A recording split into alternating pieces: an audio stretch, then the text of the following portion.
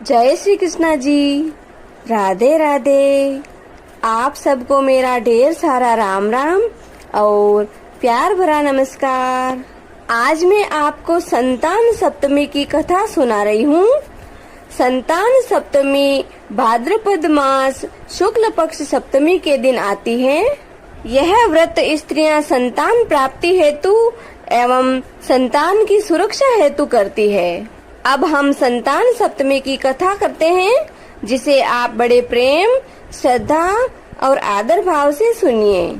एक दिन महाराज युधिष्ठिर ने भगवान से कहा कि हे प्रभु, कोई ऐसा उत्तम व्रत बताइए जिसके प्रभाव से मनुष्यों के सांसारिक क्लेश दूर होकर वे धनवान और पुत्रवान हो।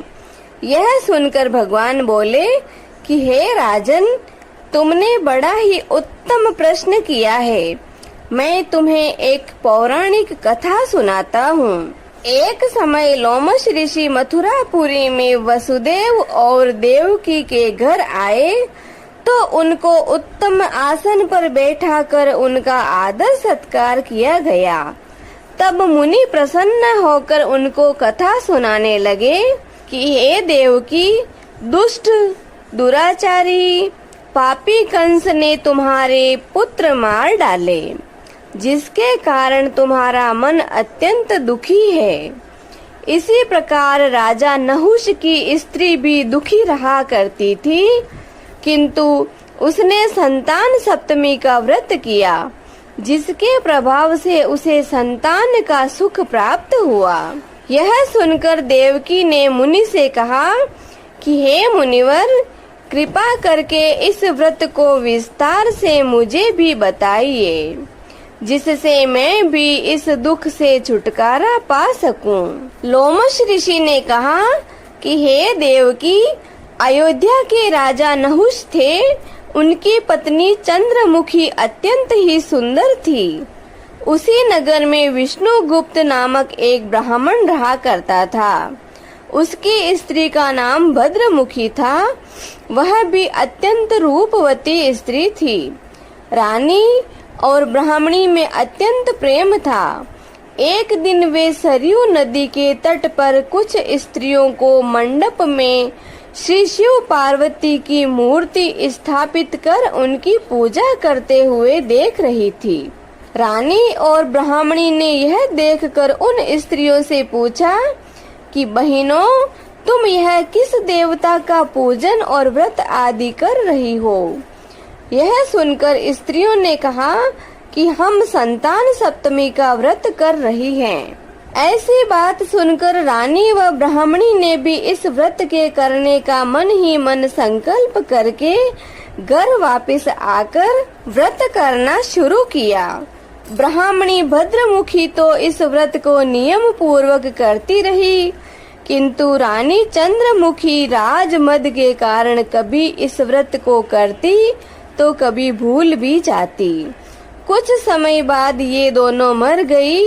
दूसरे जन्म में रानी ने बंदरिया की और ब्राह्मणी ने मुर्गी की योनि पाई, परंतु ब्राह्मणी मुर्गी की योनि में भी कुछ नहीं भूली और भगवान शिव पार्वती का ध्यान करती रही। उधर बंदरिया की योनि में रानी सब कुछ भूल चुकी थी। कुछ समय बाद इन दोनों ने यह देह भी त्याग दी थी। तीसरा जन्म मनुष्य योनि में हुआ। ब्राह्मणी ने तो एक ब्राह्मण के यहाँ कन्या रूप में जन्म लिया और रानी फिर से एक राजा की रानी बन गई। उस ब्राह्मण कन्या का नाम भूषण देवी रखा गया तथा विवाह योग्य होने पर उसका विवाह अग्निभोज नामक ब्राह्मण के साथ कर दिया गया। भूषण देवी के अति सुशील स्वभाव वाले 8 पुत्र पैदा हुए। यह सब शिवजी के व्रत का फल था। दूसरी ओर शिवजी की पूजा से विन्मुख निःसंतान रानी बड़ी ही दुखी रहने लगी। रानी व ब्राह्मणी में जो पूर्व जन्म में प्रेम था वह अब भी बना रहा। रानी जब वृद्धावस्था को प्राप्त होने लगी तब उसके एक गूंगा, बहरा व बुद्धिहीन तथा अल्पायु पुत्र हुआ। वह 9 वर्ष की आयु में ही इस संसार को छोड़कर चला गया। अब तो रानी पुत्र शोक में बहुत अधिक दुखी होकर व्याकुल रहने लगी।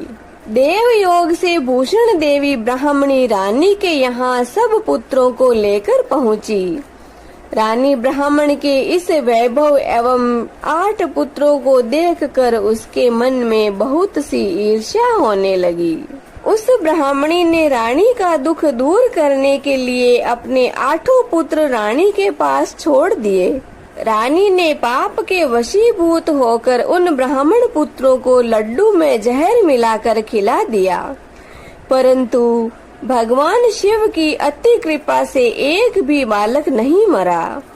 जब भूषण देवी भगवान की पूजा सेवा से निवृत्त होकर वहां पर आई तो रानी ने उससे कहा कि मैंने तो तेरे 8 पुत्रों को मारने के लिए लड्डुओं में विष मिलाकर खिला दिया, परंतु इनमें से एक भी नहीं मरा। तुमने ऐसा कौन सा दान पुण्य और व्रत किया है जिसके कारण तेरे पुत्र नहीं मरे और तुम नित्य नए सुख भोग रही हो? इसका भेद मुझे निष्कपट कह सुनाओ, मैं तेरी बड़ी ऋणी रहूंगी।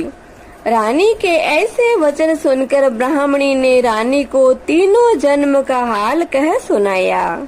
शिव कृपा और व्रत के प्रभाव से मैं भगवत स्मरण को इस जन्म में भी नहीं भूली और व्रत को नियम पूर्वक करती हूँ, तथा तुम अपने संकल्प को इस जन्म में भी भूल गई।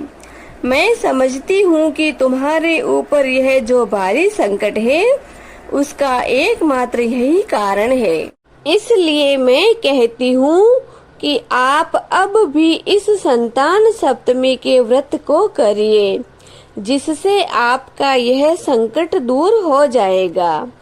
लोमश ऋषि बोले कि हे देवकी, इतना सुनकर रानी ब्राह्मणी के चरणों में पड़कर क्षमा याचना करने लगी और शिव पार्वती की अपार महिमा के गीत गाने लगी। उस दिन से रानी ने नियमानुसार संतान सप्तमी का व्रत करना शुरू किया, जिसके प्रभाव से रानी संतान सुख को भोग कर अंत में शिवलोक को गई। हे देवकी, भगवान शिव के व्रत का ऐसा प्रभाव है कि पथ भ्रष्ट मनुष्य भी अपने पथ पर अग्रसर हो जाता है तथा अंत में ऐश्वर्य भोग कर मोक्ष को पाता है। इसलिए मैं तुमसे भी कहता हूँ कि तुम भी इस व्रत को करने का अपने मन में दृढ़ संकल्प करो, तो तुमको भी संतान का सुख अवश्य ही प्राप्त होगा। ऋषि के कथनानुसार माता देवकी ने यह व्रत किया, जिसके फल स्वरूप भगवान श्री कृष्ण का जन्म देवकी के यहाँ हुआ। यह व्रत विशेष रूप से स्त्रियों को कल्याणकारी है, परंतु पुरुषों को भी समान रूप से कल्याणदायक है। यह संतान सुख देने वाला वो पापों का नाशक उत्तम व्रत है, जिसे स्वयं करे और दूसरों से भी करावे। जो नियम पूर्वक इस व्रत को करके भगवान शिव और माता पार्वती की सच्चे मन से आराधना करता है, वह अंत में शिवलोक को जाता है। हे प्रभु भोलेनाथ, हे मैया पार्वती, जिस तरह आपने रानी को संतान का सुख दिया, उसी तरह कहानी कहने वाले, सुनने वाले और इसकी हुंकार लगाने वाले सभी को संतान का सुख देना, सभी की संतान को दीर्घायु रखना। बोलिए श्री भोलेनाथ भगवान की जय, गौरी मैया की जय। जय श्री कृष्णा जी। राधे राधे।